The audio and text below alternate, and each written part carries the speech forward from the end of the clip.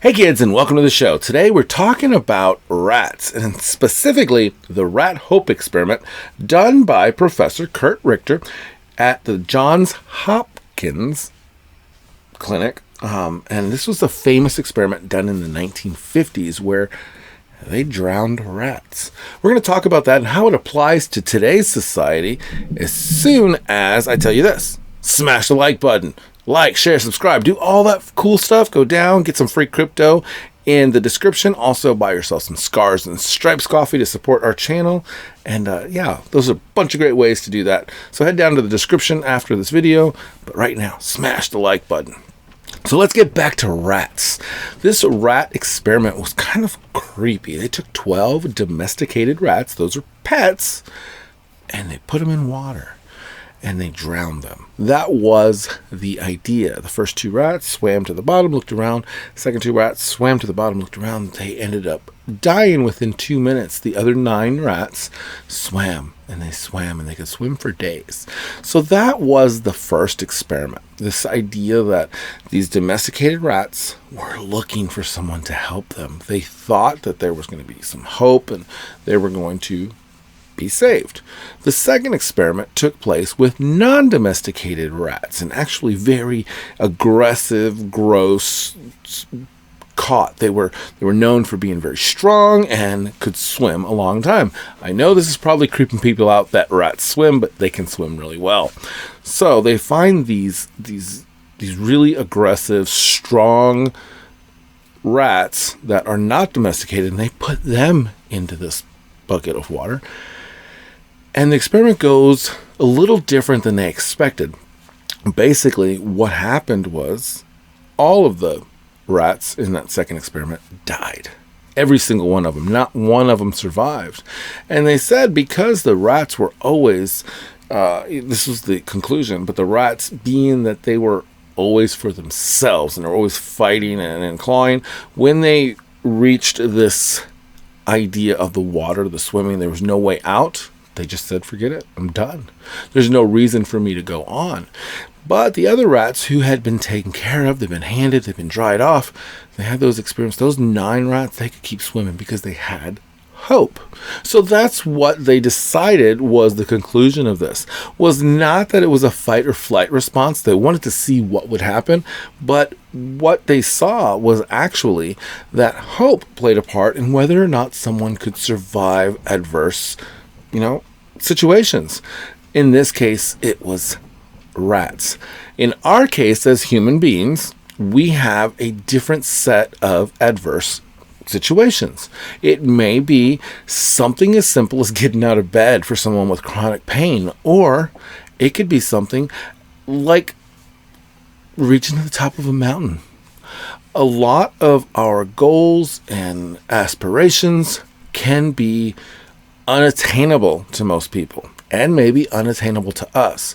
But the idea that we can continue on and keep pressing towards our goal, that's the lesson. That's what hope is. It's not that we're not going to fail. It's that we see that goal ahead of us and we know we're going to reach it one day. Unfortunately, not all of us reach our goals. Some of us will strive for our goals our entire lives and never reach the peak. There was a famous guy in Scripture back in the Old Testament that did a whole lot of work for God. He talked to burning bushes. He carried these big stone tablets down the hill. He walked people through the desert. He ministered. He loved. He did all those things. And yet, in the end, he disobeyed God in his final moment, and he was not allowed to go into the promised land. Moses had hope, and he brought hope to the people, and they followed him. And sometimes hope is all you need to get through a sea. Sometimes you need God to part it. The point was that the Israelites had hope.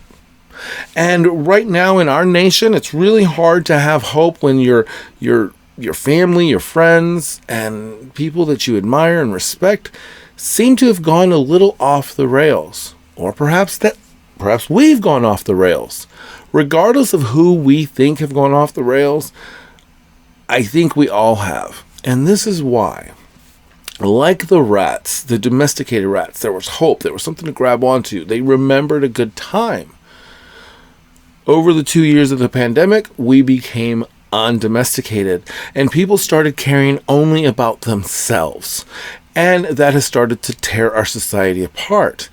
When people only care about themselves, it's a lot easier to divide them and to split them. So 2 years of isolation, 2 years of separating, and then packing news and media and things into people's lives to further separates them diminishes hope. So I'm here to tell you what we need to pray for this year is hope. Let us not be these rats in this experiment. Let us be humans. Let us reach out to the people we love and help them, because through helping them, we can give them a little bit of hope. And hopefully, somebody will help us and give us a little bit in return too. So the takeaway today is really simple. There are times in our life where it feels like we're just swimming and we just want to give up. And sometimes we probably should just give up.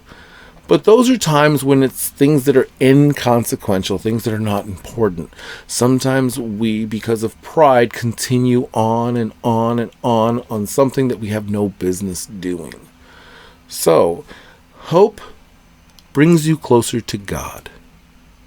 Hope brings you closer to God. If you're hoping for something that draws you away from God or doesn't bring you closer, it's not a hope.